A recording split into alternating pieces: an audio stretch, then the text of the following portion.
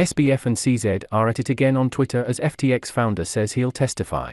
Sam Bankman-Fried said he intends to testify at a Senate committee hearing into the collapse of his crypto exchange FTX next week after all, but critics were swift to cast doubt on his sincerity.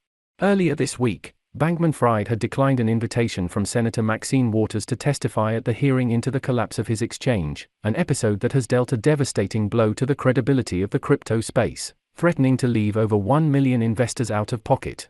On Monday, he had appeared to stall for time, saying he would do his best to explain, "Once I have finished learning and reviewing what happened." He repeated those caveats on Friday, arguing that he still doesn't have access to much of his personal or professional data.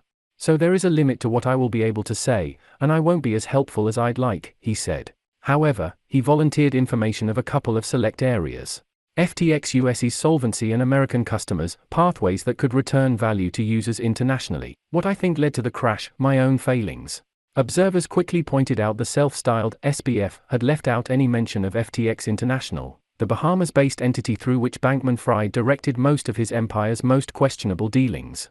Noticeably absent from this list is FTX International, where SBF commingled, stole, then gambled away all the funds, tweeted Nate Anderson, the founder of short-selling firm Hindenburg Research. Seems his plan is to claim ignorance to any subject matter area that could be remotely legally dangerous to him. The news was received with skepticism also by Binance founder Changpeng Zhao, whose move to pull liquidity from FTX triggered its collapse. Zhao has had to defend his actions repeatedly since then, his take made easier by mounting evidence, some of it supplied by FTX's new CEO and bankruptcy administrator, of reckless and fraudulent misconduct at FTX over the last 2 years. He returned to the attack on Friday, reminding his followers that FTX spent money on Miami Stadium, multiple Super Bowl ads, baseball referees, F1, not to mention massive political donations and luxury real estate. Oh, and reprehensible misuse of customer funds.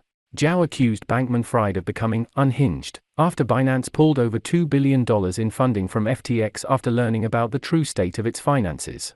He launched a series of offensive tirades at multiple Binance team members, including threatening to go to extraordinary lengths to make us pay. "We still have those text messages," Zhao claimed. Bankman-Fried, who has maintained he could have turned FTX around had Zhao not pulled his funding, accused Zhao of lying, accusing him of moving the goalposts at a critical moment in talks between the two. "You threatened to walk at the last minute if we didn't kick in an extra $75 million, Bankman-Fried claimed, before adding, "None of this is necessary. You won." Reaction to the exchange between the two continues to suggest that if Bankman-Fried does turn up to the Senate hearing, he will have a tough job changing the public's minds about what happened. "Don't frame this as CZ versus you on a business deal. You stole customer funds, Sam," tweeted Bruce Fenton, managing director of Fenton Capital. "The moment you had a single penny of customer funds moved to Alameda, it was theft. The money wasn't there because you stole it and used the stolen funds on media and political donations."